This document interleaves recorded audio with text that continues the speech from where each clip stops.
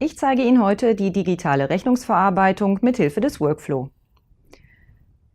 Dazu werden wir zunächst einmal eine Bestellung erfassen. Ich klicke also auf die Abteilungen und gehe in den Bereich des Einkaufs, dort in die Einkaufsabwicklung und öffne die Bestellungen. Dann öffnet sich zunächst die Bestellungsliste und mit Neu, Klick auf Neu oder Steuerung plus N, kann ich eine neue Bestellung anlegen. Es öffnet sich ein neues Fenster und mit Enter kann ich eine neue Nummer ziehen. Dann werde ich die Kreditornummer eingeben, zum Beispiel die 1022 für die Euro-Baustoff und übernehme. Die Adresse wird gezogen und ich lande direkt in der Erfassungsfolge, die ich auch mit OK erstmal so bestätige.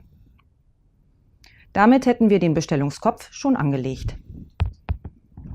Gehe ich in die Position und lege dort einen neuen Artikel an, zum Beispiel ein Fallrohr. Der Artikel wird gefunden und ich gebe zum Beispiel ein Stück ein und bestätige die Menge auch wieder mit Enter. Mit F9 kann ich dann die Bestellung freigeben.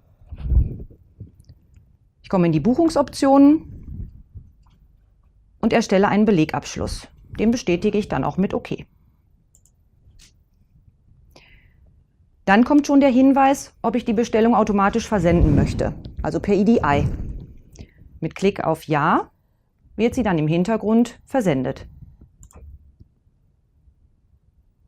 Das wird mir auch hier mit dieser Meldung noch einmal angezeigt, die ich dann auch wiederum mit OK bestätige. So, die Bestellung ist somit erfasst. Das heißt, wir warten jetzt auf den Wareneingang, der ja dann irgendwann kommen wird. Dazu gehe ich aus dieser Maske wieder raus und gehe einmal in den Bereich der Logistik. In der Logistik gehe ich dann auf den Wareneingang und dann auf den Menüpunkt der Terminliste. Dort kann ich mir dann für den Kreditoren 1022, also für die Euro-Baustoff, meine anvisierten Wareneingänge anzeigen lassen. Und so finde ich hier unten auch meine Bestellung mit dem Fallrohr. Über Markiert kann ich diese Bestellung dann übernehmen in einen Wareneingang, den ich dann buchen kann. Ich bestätige also hier oben im Menüband markierte Bestellungen übernehmen. Die Einlagerungsliste drucke ich jetzt mal nicht mit.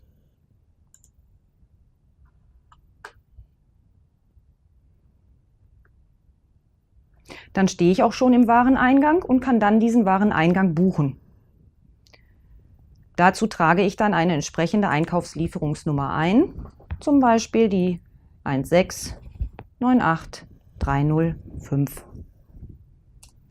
Damit buche ich dann auch diese Lieferung. Mit F9. Die Option steht schon auf Lieferschein und ich klicke auf den Button OK zur Buchung. Damit habe ich die Ware vereinnahmt. Die Rückstandsauflösung brauche ich an dieser Stelle nicht zu starten. Damit verlasse ich den Logistikbereich. Als Rechnungsprüfer erhalte ich jetzt eine neue Meldung in meinem Postkorb. Diese Meldung rufe ich auf und kann mir dann den Rechnungsbeleg anzeigen lassen in einer Vorschau und sehe jetzt einen Betrag von 16,61 €. Gehe ich hier wieder raus, kann ich wiederum über die Verknüpfungen in mein System, also in GEWIS, reinspringen und lasse mir dort auch die eingelesene EDI-Rechnung anzeigen. Auch hier natürlich ein Betrag von 16,61 €. Dann kann ich mir über den Menüpunkt Sammellieferung holen die möglichen Lieferungen anzeigen lassen und die entsprechende Lieferung in meinen Rechnungsbeleg ziehen. Dazu markiere ich die entsprechende Zeile und klicke hier oben auf Markierte Lieferung übernehmen. Dann wird mir die Lieferung unten in die Zeilen eingefügt.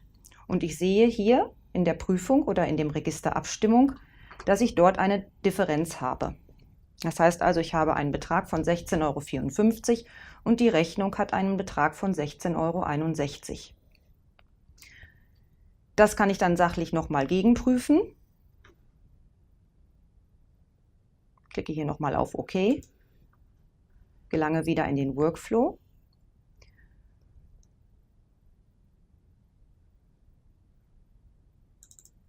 Und kann mir hier an der Stelle auch nochmal den Lieferschein anschauen. Über zum Beispiel die Verknüpfung und gehe dann hier über die Verknüpfung in den Lieferschein.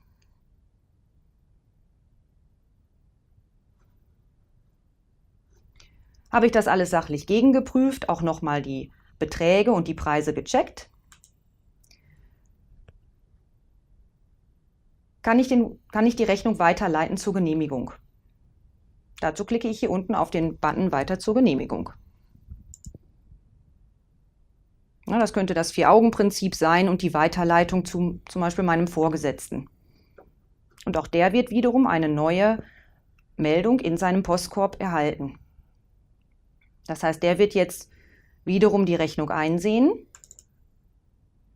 also wieder mit Doppelklick öffnen, kann dann selbst nochmal prüfen über die Rechnung, über die Verknüpfungen, um dann die Rechnung auch tatsächlich zu genehmigen.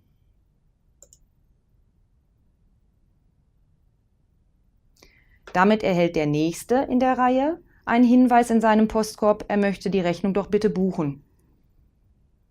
Das heißt also, ich springe von meinem Postkorb aus direkt wiederum mit Doppelklick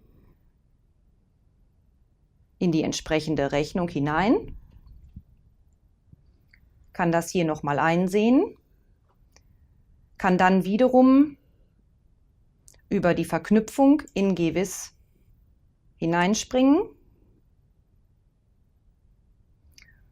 und dort die Rechnung verbuchen. Über Buchen, Rechnung buchen und mit Bestätigung auf OK. Mit OK gelange ich hier wieder in den Workflow zurück und kann dann den kompletten Workflow abschließen, indem ich hier unten auf Rechnung verbucht klicke. Damit ist der Vorgang beendet.